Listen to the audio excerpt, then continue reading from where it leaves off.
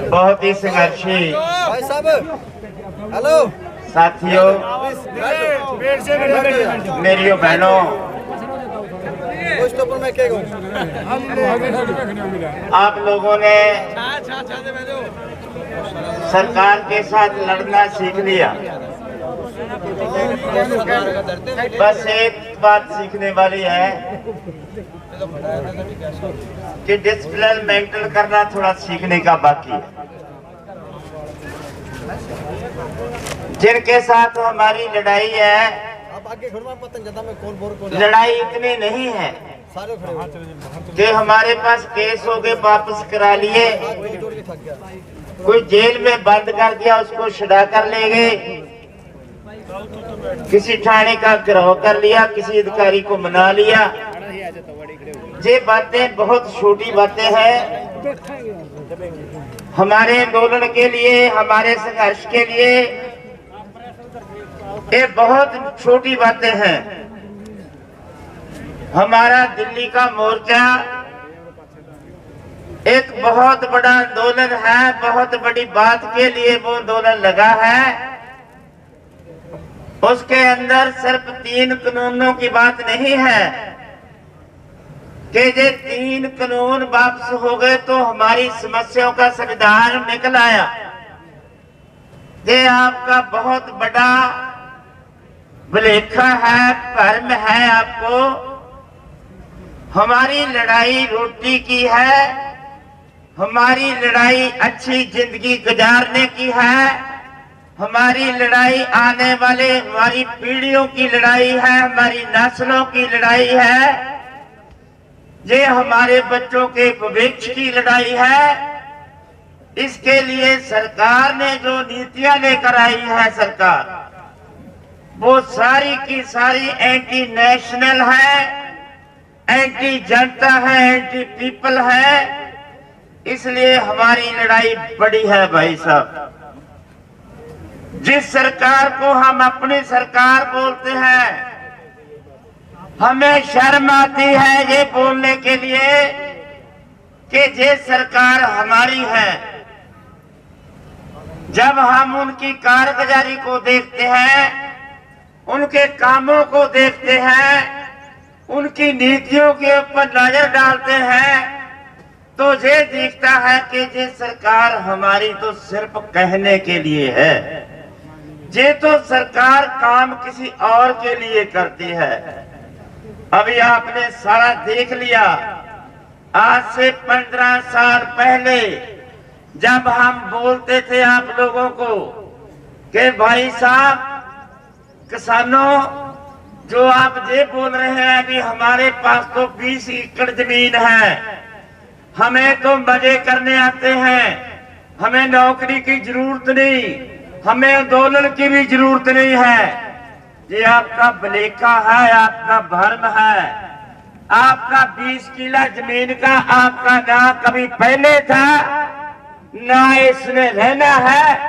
इसका अधिकार भी सरकार के पास है। जब मर्जी फैसला कर ले, सरकार आपसे जमीन ले सकती है। सरकार के पास कानून है, सरकार के पास अदालतें हैं, सरकार के पास पावर है। सरकार की पार्लियामेंट में जो फैसले होते हैं वो तो आपने कभी सोचा भी नहीं होगा। वो सरकार ने जब भी फैसला करना है तो आप लोगों से पूछकर फैसला नहीं करना, क्योंकि सरकार का एक मनोरथ है कि बड़े लोगों के मुनाफे के ऊपर काट लगाने के लिए सरकार कभी तैयार नहीं होती। जब भी डेवलपमेंट का नाम आता है दोस्तों, तो डेवलपमेंट के पीछे सरकार का एक मंसूबा होता है। उसने कारपोरेट सेक्टर को मुनाफे देने के लिए उस नीति का प्रचार किसानों के नाम पर करना है। आप जब देखा है आपने, ये बड़ी बड़ी सड़कें जब निकल रही थी, जब कंप्लीट होगी, एक हमारा बहुत सुलझा हुआ साथी हमारे साथ जा रहा था, आप लोग विरोध कर रहे थे, देख लिया। चंडीगढ़ 1.5 घंटा में चले गए, अमृतसर 2 घंटा में चले जाते हैं। आप भाई साहब उसका विरोध कर रहे थे। अरे भाई, आपको पता नहीं है ये सड़कें किसके लिए बनी हुई हैं, ये सड़कें क्यों बनाई गई हैं? ये हमारी सहूलत के लिए नहीं बनाई गई। थोड़े सालों के बाद, थोड़े महीनों के बाद ही दुकानें लगी उस सड़कों के ऊपर। दुकानें, आपकी जेब से पैसे निकालने वाली दुकानें, बठिंडा से लेकर चंडीगढ़ तक 4 जगह पर अड्डे बन गए। पैसे लेने के 4-5 जगह पर अड्डे बन गए। वो टोल प्लाजे की दुकानें, वो टोल टैक्स की दुकानें लगी आपके ऊपर। अब एक सड़क, बहुत बड़ी सड़क निकलने जा रहा, पठानकोट से लेकर जयपुर तक। वो सड़क ऐसी है जिसके ऊपर कोई दुकान नहीं होगी, जिसके ऊपर कोई पेट्रोल पंप भी नहीं होगा, जिसके ऊपर ट्रैक्टर और रेहड़ी वाला भी नहीं चढ़ सकेगा, जिसके ऊपर सिर्फ एक रिलायंस का कब्जा होगा। रिलायंस के पंप होंगे, रिलायंस की दुकानें होंगी, उसके शोरूम होंगे। उस सड़क 16 फुट ऊंची, 300 फुट चौड़ी सड़क निकलेगी। वो ये रोकी हुई है तो आपकी ताकत के सिर पर नहीं रुकी हुई है। वो निकली नहीं। एक अमृतसर से लेकर कलकत्ता तक एक आर्थिक जोन बनने जा रहा है, जिसके अंदर 27 बड़े शहर आएंगे। उस आर्थिक जोन के अंदर हमारे देश का कानून नहीं होगा, उनका अपना कानून होगा, उनके अपने हवाई अड्डे होंगे, उनकी अपनी कॉलोनियां होगी। उसके अंदर वो लोग रहा करेंगे। ये सरकार ऐसे प्लान बना रही है, ऐसे 4 खित्ते बना रहे हैं हिंदुस्तान के। उन कारपोरेट घरानों के ठिकाने बना रही है आपकी लूट करने के लिए। बड़े बड़े शॉपिंग मॉल खुल गए हैं, उनके ऊपर कब्जा कर लिया। परचून क्षेत्र के ऊपर वालमार्ट एक दुनिया की सबसे बड़ी कंपनी है, जिसका परचून क्षेत्र के ऊपर कब्जा है। मैक्सिको में कंगाल कर दिया उसने परचून क्षेत्र को। वालमार्ट का जहां जहां हाथ चला है वहां लोग बर्बाद हो गए हैं। ऐसी ही बड़ी कंपनियों, हमारे देश के अंदर 7 बड़ी कंपनियों ने पैर रखना है। भाई साहब, आप भलेखे में न रहो। ये सरकार उनको बुला रही है कि आ जाओ, जितनी मर्जी लूट करो, कानून हम बढ़ाएंगे, लेबर हम देंगे। लेबर के लिए 8 घंटा नहीं 12 घंटे काम करना होगा। लेबर कानून में तोड़ मरोड़ कर सौदे कर दिए हैं। वो लेबर का काम उनको दे दिया, और जिनकी हम चीजें बरतते हैं, से सहूलता, विद्या, ट्रैफिक, जितनी से पब्लिक सेक्टर से सहूलतें हमें कम रेट से मिलती है, वो सारी की सारी कारपोरेट के हवाले बनाकर उनको दुकानें बना दिया है।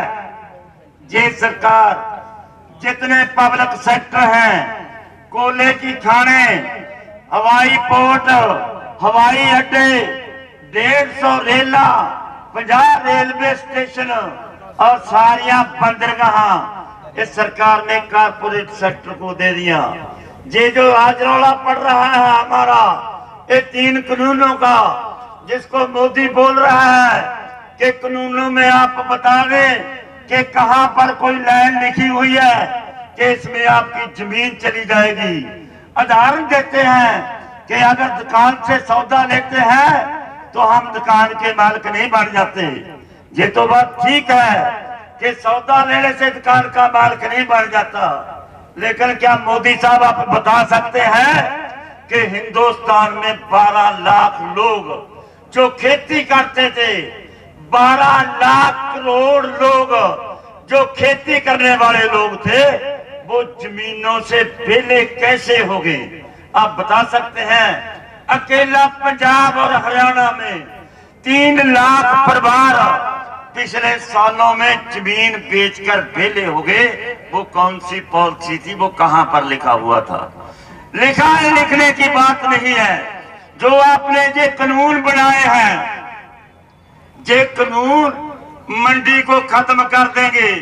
सरकारी मंडी नहीं रहेगी, सरकारी खरीद नहीं रहेगी, सरकारी गोदाम नहीं रहेंगे, सरकारी मुलाजिम नहीं रहेंगे। लेबर का काम खत्म होता है। आपके सामने की बात है, कि कैथल में एक गोदाम शीलो गोदाम खुला हुआ है। कैथल आपसे दूर की बात नहीं है, वहां पर जो भी ट्राली जाती है उसको बाहर डालने की जरूरत नहीं है, उसको लेबर की जरूरत नहीं है, उनको ट्रकों की जरूरत नहीं है, उसको चारने की जरूरत नहीं है, उनको मार्केट कमेटी की जरूरत नहीं है, उनको आरतीयों की भी जरूरत नहीं है। वो जाती है सीधी सीधी उधर अतार दी जाती है और वो एक मंडी है, उसको टैक्स की माफी है, वो खरीद सकती है। इस कानून ने उनको अनाज खरीदने की छूट दी हुई है। ऐसे शीलो गोदाम मोगा में, कोटकपूरा में और हिंदुस्तान के अंदर 20 करोड़ लाख टन की एक 20 लाख करोड़ टन की कैपेसिटी के जे गोदाम बना रहे हैं कल्ले अडानी ने। वो गोदामों में क्या रखेगा? माल खरीद कर रखेगा। माल कहां से लेंगे? मंडी से लेंगे। ये जो शीलो गोदाम है ये दूसरे रूप में मंडी है भाई साहब। उस मंडी में जब माल जाता है उनको एक क्वांटल के अंदर 162 रुपये टैक्स के बचते हैं। आपको 50 रुपया ज्यादा दे देगा तो आप उधर में जाएंगे, ट्राली उतार कर वापस आ जाएंगे। ना किसी ने गिल देखना है, ना किसी ने चार देखना है, ना कटा हुआ दाना देखना है, जान चार उतार कर वापस आ जाएंगे। कोई गोदाम का रौला नहीं, कोई इंस्पेक्टर का रौला नहीं है। किसी ने ट्राली को ऐसे नहीं मोड़ना कि भाई आपकी ट्राली गिली है मुड़ जाओ। सारी गिली सूखी कटा दाना उसकी काट काट के आपके हाथ में बिल आ जाएगा, आप पैसे लेकर आ जाएंगे। सिट्टा क्या निकलेगा कि अनाज मंडियां जिनिया सरकारी ने उनके अंदर माल नहीं जाएगा। तो इसका मतलब ये कि ये गोदामों में सरकारी माल अनाज जाना था, जब सरकारी खरीद ना हुई तो सरकारी गोदाम भी खाली हो गए। तो उसका सिट्टा क्या निकलेगा कि 84 करोड़ लोग जो पीडीएस से अनाज खाते हैं, जो जनतक बंड प्रणाली से अनाज लेते हैं, उनका रोजगार, उनकी रोटी रोजी का सवाल खत्म हो जाएगा। और आप लोगों पर क्या असर पड़ेगा? जब सरकारी मार्केट खत्म होगी तो प्राइवेट प्लेयर की मर्जी का रेट आपको मिलेगा भाई साहब। जो 1950 पौने 2000 के रेट पर गेहूं बेचते हो तो 900 रुपया 1100 रुपया में गेहूं बेचना पड़ेगा। जब फसल के अभी खेती में अभी भी कोई पैसा नहीं बचता, तब पैसा नहीं बचेगा, खेती घाटे में जाएगा। घर की जरूरतें पूरी करने के लिए आपको भी कुछ ना कुछ तो करना होगा, कर्ज चुकना होगा। कर्ज कहां से चकेंगे? बैंकों से, आरतीयों से। कर्ज को चकेंगे तो वापस नहीं मुड़ेगा, तो क्या करना पड़ेगा? जमीन बेचनी पड़ेगी। जमीन कौन खरीदेगा? जिसके पास पैसा होगा। पैसा किसके पास होगा? जब बड़े जगीरदारों के पास पैसा होगा, जब बड़ी कंपनियों के पास पैसा होगा। कहा देख बताओ आप मोदी साहब, जब हमारा गुजारा खेती से अभी नहीं हो रहा, जब से प्राइवेट प्लेयर मार्केट में आ गए, सरकारी मार्केट खत्म होगी, तब हमारा गुजारा कैसे होगा? उसमें घाटा पड़ेगा। तो हमारी जमीनें सारी की सारी कारपोरेट के हाथों में जाएंगी। जब जमीन कारपोरेट के हाथों में चली गई तो भाई साहब, जो आपने लंगर लगाए हुए हैं दिल्ली तक, जो आपके लंगर लगते हैं अनंतपुर साहब तक, जो सरहद तक लंगर लगते हैं आपके, जो गुरुद्वारे में लंगर लगते हैं भाई साहब आपके, वो नहीं लगेंगे। जो कह देते हैं कि 20 बंदे की प्रसाद आ जाए बढ़ के, आपके घर वाली को ऐसा नहीं कह सकेंगे। फिर तो जब रिश्तेदार आएगा तो बच्चे के बोलेंगे भी 100 ग्राम का आटे का पैकेट दुकान से लेकर आना। तो 100 ग्राम का पैकेट भाई साहब कितने का मिलेगा? तो आपको हो सकता है वो 150 रुपये का 100 ग्राम का आटे का पैकेट मिले। फिर रोटी खाएंगे भाई साहब आप, फिर बचेंगे हम। ये सरकार ऐसा करना चाहती है। बिजली के ऊपर कारपोरेट का कब्जा, सेहत के ऊपर कारपोरेट का कब्जा, रेलों के ऊपर कारपोरेट का कब्जा, खान पीन की सारी वस्तुओं के ऊपर कारपोरेट का कब्जा, फौज के ऊपर कारपोरेट का कब्जा, पुलिस के ऊपर कारपोरेट का कब्जा, पार्लियामेंट के ऊपर इनका कब्जा, असेंबली के ऊपर इनका कब्जा। जो लोग बगावत करेंगे उनको कैसे दबाना है, कैसे फिसलना है, कैसे पार देना है, उनको ऐसा सारा अधिकार होगा भाई साहब। फिर जो आज यहाँ बैठे हैं ऐसा कट नहीं होगा, होगा जरूर, पर कब होगा? जब ऐसा फैसला करके जाएंगे कि हम आज तो भाई साहब जलियांवाले बाग में जा रहे हैं, आज तो हम अंग्रेजों के साथ टक्कर लेने के लिए जा रहे हैं, आज तो हम अंग्रेजों की गोलियां खत्म करके भी वापस मुड़ने वाले नहीं। ऐसी स्टेज के ऊपर हमारी बगावत चली जाएगी भाई साहब। कोई दुनिया की ताकत इस बगावत को रोक नहीं सकती। इसलिए मौका है, समय है, कानून रोक दो, जमीन बच जाएगी, जमीन बच जाएगी तो जमीन बच जाएगी। अगर जमीन बच गई तो हम सिर जोड़ के बैठ सकते हैं कि ये लोग कौन हैं जो हमारे पीछे खड़े हुए हैं, कि ये हमारा दुश्मन है, या हमारा दुश्मन इनके पीछे बैठा हुआ है। मेरे दोस्तों, मोदी नहीं है अकेला हमारा दुश्मन, मोदी की सरकार नहीं है अकेली हमारी दुश्मन, उसके पीछे बहुत बड़ी ताकत बैठी है। बिशप पाल संस्था बैठी है, कौमांतरी मुद्रा कोष बैठी है, संसार बैंक बैठा है, बड़ा कारपोरेट सेक्टर बैठा है। उनके साथ लड़ाई छेड़ने का मौका है भाई साहब। टोल प्लाजे बंद कर दो, शॉपिंग मॉल बंद कर दो, उनके शीलो गोदाम बंद कर दो। ये बगावत का एक रूप है, एक कारपोरेट के साथ लकीर निकालने का एक मौका है, ये अपने बच्चों का भविष्य बचाने का मौका है। हम तो मरेंगे ही, कोरोना से मर जाएंगे, बचेंगे तो भूख से मर जाएंगे, जो भूख से बचेंगे तो हुकूमत की गोलियों से मर जाएंगे। हमारा जिंदगी जीने का कोई हद नहीं। आप लोगों, जितने लोग मेरे सामने खड़े हो, आप हरियाणा और पंजाब के हो, मुझे इस बात का पूरा भरोसा है कि आप मांग कर नहीं खा सकते भाई साहब। आप दूसरे को रोटी देने वाले लोग हैं, आपको मांग कर खाना बड़ी मुश्किल की बात है। आप ये भी नहीं देख सकेंगे कि आपके घर के अंदर हमारी बहन बैठी हो और आपको अंदर बढ़ते बोले कि लानेदार अंदर ताबाना, पहले बच्चों के लिए आटा लेकर आओ। ऐसी हालत देखनी ना पड़े, ऐसी हालत ना देखनी पड़े कि एक दिन आपके 10 के 10 परिवार रोटी खाए के बगैर सो जाए, रोजगार ना हो, इनकी जमीन नहीं रहती। इसलिए हम आपको कॉल देते हैं, सदा देते हैं कि भाई साहब लड़ने का मौका है। लड़ने के लिए हमें पता होना चाहिए कि हमारी मंजिल कितनी दूर है, लड़ाई किसके साथ है, कैसे लड़ी जाएगी, कैसे जीता जाएगा। उनके साथ मुकाबला करने के लिए किस किस बात का ख्याल रखना होगा। ये ठीक है, टक्कर बेमेची है, सरकार ताकतवर है, हम ज्यादा इकट्ठे नहीं हुए। हम जब सारे इकट्ठे हो गए तो सरकार हमारे मुकाबले कुछ भी नहीं। जब सड़कों के ऊपर लाखों लोग निकले आए तो सरकार की कोई ताकत नहीं है कि आपके सामने खड़ जाए।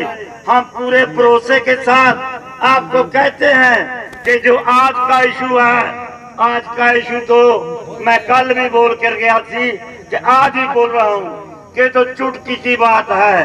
अगर नहीं भी जब निबेड़ेंगे ना तो सिरदर्दी तो उनकी है ना भाई। हमने कौन सा एसीयू में जाकर सोना है, हम तो जहीं सो जाएंगे। एक एक रोटी खा ली, पानी पी लिया, करके फिर मुर्दाबाद मुर्दाबाद इनके घरों में सुनेंगे हमारे नारे, नवेड़ने नवेड़ लो, नहीं नवेड़नी हम इधर बैठे। इसलिए मैं आपको लास्ट में सिर्फ एक बात कहनी चाहता हूँ कि हमारी भाइयों, बहुत बड़ी लड़ाई में हम कूद रहे हैं। हमारा मोर्चा लगा हुआ है, जे मोर्चा भी उस मोर्चे की सपोर्ट में है। इस मोर्चे ने हमारा नुकसान नहीं किया। जे हमें मौका मिला है कि टहाना में आकर आपसे बात करने का, हमें मौका मिला है उन लोगों से जो मोर्चे में जाकर आंदोलन नहीं कर सकते, उनके साथ अपनी सरगर्मी साझी करने का मौका मिला है। हमको आपकी शक्ल देखने का मौका मिला है, अपनी सुरत दिखाने का भी मौका मिला है, आपके साथ विचार साझे करने का मौका मिला है। हमें इस बात की खुशी है। लड़ो भाई साहब, जरूर लड़ो, पर आपस में ना लड़ो, दुश्मन के साथ लड़ो, लड़ते रहो, जीत कर जाएंगे। धन्यवाद।